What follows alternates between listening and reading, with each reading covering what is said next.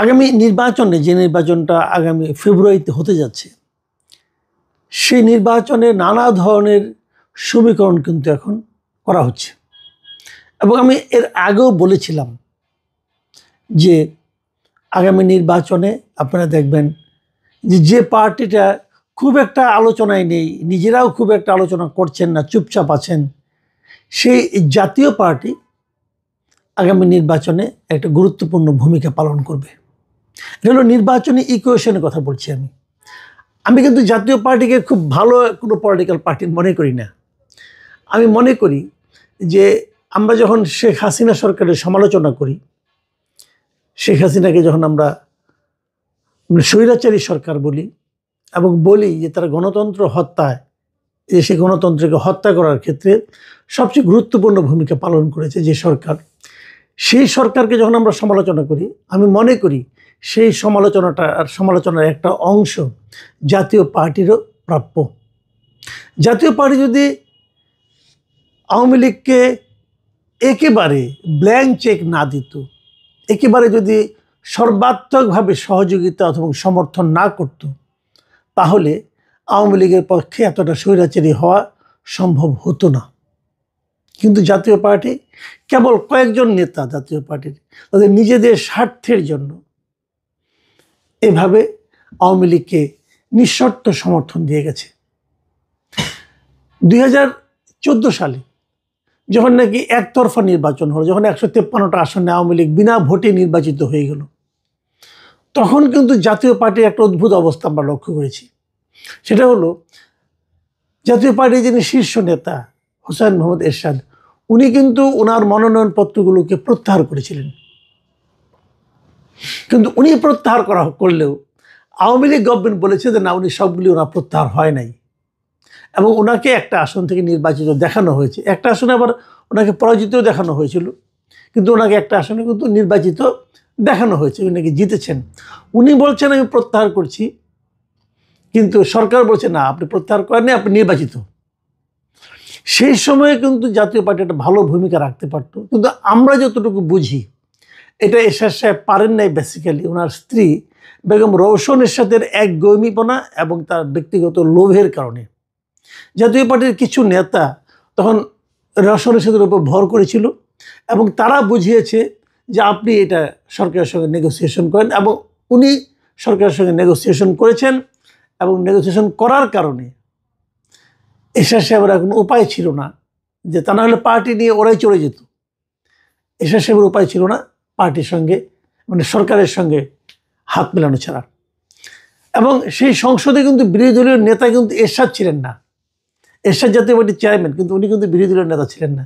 বিরোধী দলীয় নেতা ছিলেন ওনার স্ত্রী, মানে যিনি নাকি পুরো নাটের গুরু ছিলেন আর কি। এবং ওনার সঙ্গে যারা ছিলেন তারা তো আপনারা সবাই যাদেরকে চেনেন, যে লোকগুলো, সেই লোকগুলি এখন কিন্তু আবার জাতীয় পার্টিকে ভেঙে আরেকটা জাতীয় পার্টি করতেছে। আমি সেটাকে বলি সরকারি জাতীয় পার্টি। মানে সবসময় একটা সরকারের সঙ্গে জাতীয় পার্টির একটা সম্পর্ক না থাকলে তাদের যেন মন ভরে না। এরকম এবারও দেখছি আনিসুল ইসলাম মাহমুদ, ওনারা, ফিরোজ রশিদ, চুন্নু সাহেব, এরা মিলে একটা সরকারি জাতীয় পার্টির মতো করেছেন। এই অবস্থায় আমরা দেখলাম জাতীয় পার্টিকে নিয়ে প্রথম যে বড় ঝামেলাটা হলো যে গণ অধিকার পরিষদের সঙ্গে জাতীয় পার্টির একটা ঝামেলা, এবং তারা আন্দোলন শুরু করলো জাতীয় পার্টিকে নির্বাচনের বাইরে রাখতে হবে। এবং এই আন্দোলনের সঙ্গে আরও থাকলো কে, এনসিপি এবং অবধারিতভাবে জাতীয় জামাত ইসলামী। তারাও চাচ্ছে যে জাতীয় পার্টিকে নির্বাচন করতে দেওয়া হবে না। এই যে নির্বাচন করতে দেওয়া না হওয়া, এর কারণটা কি? এর কারণটা কিন্তু আর কিছু না। এখন দেখেন, আমি বলছি আপনাদেরকে, এটা হলো নির্বাচনী সমীকরণ ছাড়া আর কিছু নয়। এটা আমরা দেখেছি যে গত কয়েকদিন ধরে আমরা যেভাবে দেখি দেশে বর্তমানে যে রাজনীতি, যে যাই বলুক, বাস্তব সত্যটা হলো দেশে মূলত প্রধান রাজনৈতিক দল হলো দুটি, আওয়ামী লীগ এবং বিএনপি। আর তৃতীয় শক্তি হিসেবে থাকে জাতীয় পার্টি এবং জামাত ইসলামী। এরা ভারসাম্য রক্ষা করে, এরা যেদিকে যায় সেদিকটা, যেদিকটা যায় ওই দিকটা ভারী হয়ে যায়, ওরা নির্বাচনে ক্ষমতায় যায়। আমরা 1991 সাল থেকে কিন্তু এই দৃশ্যই দেখে আসছি। এবার আওয়ামী লীগ নাই, তাহলে আওয়ামী লীগের ভোটগুলি কোথায় যাবে? মানে আওয়ামী লীগের কিন্তু অনেক ভোট। এখন বিএনপি আওয়ামী লীগ সরকারের পতনের পর থেকেই একদম প্রত্যন্ত অঞ্চলে বিভিন্ন আওয়ামী লীগের স্থানীয় নেতাকর্মীদের বিরুদ্ধে নানা ধরনের টর্চার, অত্যাচার, চাঁদাবাজি এগুলি করার মাধ্যমে কিন্তু আওয়ামী লীগের প্রান্তিক পর্যায়ে যত নেতাকর্মী আছে এবং যত সমর্থক আছে তাদের কাছে কিন্তু চক্ষুশূল হয়ে গেছে বিএনপি। তারা বিএনপিকে পছন্দ করে না ভাই, আমি নিজে অনেক জায়গায় খবর নিয়ে দেখেছি, তারা করে না। তো এই সময়ে তাদেরকে অনেকের সময় অনেক জায়গায় জামাতে ইসলামের নেতারা এই আওয়ামী লীগের এই নির্যাতিত অথবা দলীয়রূপে থাকা নেতাকর্মীদের অথবা সমর্থকদের, যাদের কোনো মানে সুনির্দিষ্ট কোনো অপরাধ নাই, কিন্তু তারা কেবল আওয়ামী লীগ করতে এটাই অপরাধ, এই জন্য তাদেরকে কিন্তু জামাতে ইসলাম সাপোর্ট দিয়েছে, আশ্রয় দিয়েছে, প্রশ্রয়ও দিয়েছে। সে কারণে জামাত আশা করছিল যে আওয়ামী লীগের ভোটগুলো তারা পাবে। আর আওয়ামী লীগের যে ভোট দিতে এতদিন, তারা যখন যে দেখবে যে ব্যালট পেপারে নৌকা নাই, তারা যদি কোনো না কোনো একটা ভোট তো দেবে, তা কাকে ভোট দিবে? ধানের শীষ বিকল্প অথবা আপনার দাঁড়িপাল্লা অথবা সদ্য গজিয়ে ওঠা মানে শাপলা কলি, কোনটাই দিবে তারা ভোট? এটা নিয়ে কিন্তু একটা দ্বিধাদ্বন্দ্ব থাকতে পারে। গিয়েছে যখন হয়তো একটা ভোট দিয়ে আসবে। সেখানে যদি লাঙল মার্কা থাকে তাহলে সেটা কিন্তু জামাতের জন্য একটা বড় চিন্তার কারণ হয়ে দাঁড়াবে।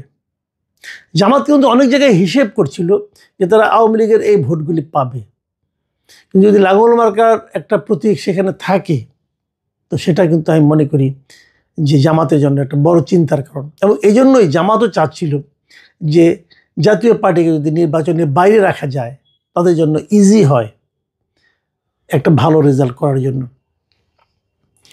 এবং সেজন্য আমরা দেখেছি জাতীয় পার্টি কোনো একটা অনুষ্ঠান করতে পারে না, জাতীয় পার্টি একটা আলোচনা সভা করতে গেলে সেখানে ভাঙচুর হয়, জাতীয় পার্টির অফিসে আগুন দেওয়া হয়েছে পর্যন্ত। কিন্তু এর প্রতিবাদে জাতীয় পার্টিকে আমি দেখেছি একটা অসাধারণ একটা টেকনিক, মানে আপনার এটাকে কী বলবো, কৌশলী ভূমিকা অবলম্বন করতে। তারা মুখে কিছু বলে না, চুপচাপ থাকেন। তাদের দু একজন নেতা আছেন যারা বিভিন্ন টকশোতে যান, সেখানে যে আবার খুব ভোকাল এবং খুব লজিক দিয়ে তারা কথা বলেন, কিন্তু তারা মাঠের রাজনীতিতে খুব একটা ভোকাল এবং অ্যাক্টিভ না, তারা চুপচাপ আছেন। এখন প্রশ্ন হচ্ছে, যদি আওয়ামী লীগ শেষ পর্যন্ত সিদ্ধান্ত নেয় যে তারা ভোট দেবে এবং যদি জাতীয় পার্টি নির্বাচনে অংশ নেয়, তাহলে সেটা কিন্তু আমি মনে করি পুরো নির্বাচনী চেহারাটাকে পাল্টে দেবে। জাতীয় পার্টিকে যখন নিষিদ্ধ করার কথা বলা হচ্ছিল, বিএনপি কিন্তু এই দাবিতে সায় দেয়নি। বিএনপি শুরুতে আওয়ামী লীগের নিষিদ্ধের ব্যাপারেও সায় দেয়নি, কিন্তু পরে নিষিদ্ধ যখন করা হয় তখন বিএনপি আপত্তিও করেনি। এবং আমার ধারণা বিএনপি এতদিনে বুঝতে পেরেছে যে ওই সময় আপত্তি না করে তারা খুব একটা লাভ করেনি। যাই হোক, সেটা অন্য হিসাব, এটা নিয়ে অন্যরকম আলোচনা হচ্ছে। ওই আলোচনা, আওয়ামী লীগ আলোচনায় আমি যাচ্ছি না, আমি আলোচনা যাচ্ছি জাতীয় পার্টি আলোচনা নিয়ে। তো এখন জাতীয় পার্টি নির্বাচন করতে পারবে কি পারবে না, এটা নিয়ে কিন্তু অনেক ধরনের কথাবার্তা চলছিল। তো আমরা এর মধ্যে দেখলাম গত শুক্রবার দিন আপনার মাগুরায় একটা অনুষ্ঠানে একটা কলেজের একটা ক্রীড়া প্রতিযোগিতা উদ্বোধন করতে গিয়েছিলেন আমাদের প্রধান উপদেষ্টার প্রেস সচিব। তিনি সেখানে বলেছেন যে জাতীয় পার্টি যদি ইলেকশন করে তাহলে আমাদের কোনো আপত্তি নাই। আমি ওনার কথাটা বরং আপনাদেরকে একদম হুবহু পড়ে শোনাচ্ছি। তিনি বলেছেন, জাতীয় পার্টি একটি স্বৈরাচারের দোসর পার্টি। অবশ্য জাতীয় পার্টি নিষিদ্ধ হয়নি, কিন্তু জাতীয় পার্টির ব্যাপারে আমাদের অবস্থান স্পষ্ট। তারা যদি ইলেকশন করতে চায় সেটা তাদের ইচ্ছা, তবে আমরা সবসময় বলবো, ইতিহাস বলবে, জাতীয় পার্টি স্বৈরাচারের ভয়ঙ্কর রকমের দোসর ছিল। এই যে কথাটা উনি বলেছেন, এই কথাটা কিন্তু আমি অস্বীকার করি না। আমি ওনার কথার এখানে আমি কোনো ভুল ধরতে পারবো না এবং ধরতে চাইও না। উনি যেটা বলেছেন সেটা হলো যে জাতীয় পার্টি তো একটা বৈধ পার্টি, উনি নির্বাচন করতেই পারেন। কিন্তু পরে আবার যে কথাটা উনি বললেন যে এরা স্বৈরাচারের দোসর ছিল এবং তারা মানে অনেক অন্যায় করছে, অমুক করেছে, ভয়ঙ্কর রকম দোসর ছিল। এখন প্রশ্ন হলো, তার এই পরের কথাটা এটা কি কিছু মবকে উস্কিয়ে দিচ্ছে কিনা, এই জিনিসটা বুঝতে হবে। একটা কথা ওনাকে মাথায় রাখতে হবে, উনি কিন্তু কোনো পার্টি করেন না, উনি সরকারের একজন কর্মচারী, বেতনভুক্ত কর্মচারী। উনি প্রায়ই পলিটিক্যাল বক্তব্য দেন। এটা তো সরকারের, এটা যদি সরকারের বক্তব্য হয় সেটা কিন্তু উনি বলবেন না, উনি কিন্তু প্রধান উপদেষ্টা প্রেস সেক্রেটারি। কথাটা মাথায় রাখতে হবে, সরকারের কি ভূমিকা, সরকারের কি বক্তব্য কোনো বিষয়ে, সেটা বলার দায়িত্ব হলো তথ্য উপদেষ্টার, উনার না। এই জিনিসটা উনি কেন বারবার ভুলে যান আমি বুঝি না। উনি তথ্য উপদেষ্টা নন, উনি প্রধান উপদেষ্টার তথ্য সচিব। তো উনি জাতীয় এই সরকারের উনি মুখপাত্র নন। যে উনি যেভাবে কথা বলেন, যে কথা জাতীয় পার্টি আমাদের কোনো আপত্তি, আপনি কে ভাই? আপনি তো সরকারের কর্মচারী।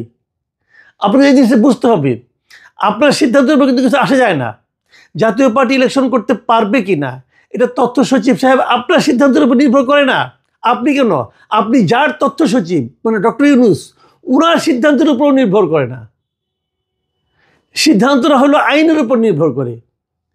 যতক্ষণ পর্যন্ত আইন ওনাকে এই পার্টিকে নিষিদ্ধ না করবে ততক্ষণ পর্যন্ত আপনি কি ভাবলেন, আপনার প্রধান উপদেষ্টা কি ভাবলেন, আপনার পুরো ক্যাবিনেট কি ভাবলো, এতে কিচ্ছু আসে যায় না ভাই। এই পার্টি তো নিষিদ্ধ পার্টি না, এই পার্টি নির্বাচন করবে, সমস্যাটা কি? তো এত অথরিটি নিয়ে কথা বলেন কেন? আপনার এটা বলার কোনো আপনি এখতিয়ারই নাই। আপনি বলতে পারেন জাতীয় পার্টি নির্বাচন না করার ব্যাপারে এখনো কোনো সিদ্ধান্ত হয়নি, এটা বলতে পারেন। অথবা জাতীয় পার্টিকে নিষিদ্ধ না করার ব্যাপারে কোনো সিদ্ধান্ত হয়নি, এটা বলতে পারেন। রাজনৈতিক নেতার মতো মেঠো বক্তৃতা কেন করেন আপনি? আপনার মানে একটু কন্ট্রোল আপনার থাকা উচিত। কেন থাকে না আমি বুঝতে পারি না। আপনি প্রায় থাকে না। যা হোক, আর কটা দিন, তারপরে তো সবই ঠিক হয়ে যাবে। তো আমি মনে করি যে আপনি তো এখান থেকে বেরিয়ে আসবেন, তারপর তো আপনাকে এই সমাজে থাকবেন আপনি, তাই না? কাজে কথাবার্তা সেভাবে বললেই ভালো, একটু নিয়ন্ত্রিতভাবে বলা উচিত আমি মনে করি। যাই হোক, সেটা ওনার প্রসঙ্গ। তো জাতীয় পার্টিকে যখন এখনও পর্যন্ত নিষিদ্ধ করা হয়নি, এবং আমি আর এর মধ্যে নিষিদ্ধ করার কোনো সুযোগও দেখছি না। তফসিল ঘোষণা করার পর তারপর সুযোগটা তো অফিসিয়ালি আর থাকবে না। সেক্ষেত্রে জাতীয় পার্টি নির্বাচন করতেছে, এবং আমি মনে করি জাতীয় পার্টি নির্বাচন করলে সেটা বিএনপির জন্য খুব একটা পজিটিভ ফল নিয়ে আসবে, আমার ধারণা আর কি। কারণ বিএনপি বুঝতে পারছে যে জামাত তার ঘাড়ের উপর কীভাবে নিঃশ্বাস ফেলছে। বিএনপির এই জায়গা থেকে বের হওয়ার জন্য, এই মানে আপনার এই যে একটা ভয়ঙ্কর অবস্থা বিএনপির জন্য, এই যে একটা অস্বস্তিকর অবস্থা বিএনপির জন্য, এই জায়গা থেকে বের হওয়ার জন্য জাতীয় পার্টি তার জন্য একটা নিয়ামক হিসেবে কাজ করতে পারে। মাঝখানে একবার আমি জাতীয় পার্টির মহাসচিবকে বলতে শুনেছিলাম, উনি বলেছিলেন জাতীয় পার্টিকে টিকে রাখার দায়িত্ব বিএনপির। এটা নিয়ে অনেক সমালোচনা হয়েছিল, কিন্তু উনি সম্ভবত এইভাবে এই বিষয়টা এভাবে বিবেচনা করেই বলেছিলেন বলে আমার ধারণা। এবং এই ধারণা যদি এটা হয় তাহলে উনি যথার্থই বলেছিলেন। তা না হলে বিএনপির জন্য সামনে কিন্তু আরও বড় সমস্যা আছে। তো যদি জাতীয় পার্টি থাকে তাহলে জামায়াতের রাজনীতি মানে জামায়াতের নির্বাচনী রাজনীতিটা কি হবে সেটাও কিন্তু দেখার একটা বিষয় আছে। আমি মনে করি আগামী কয়েকদিন জাতীয় পার্টির অবস্থান নিয়ে আরও অনেক ঘটনা ঘটবে।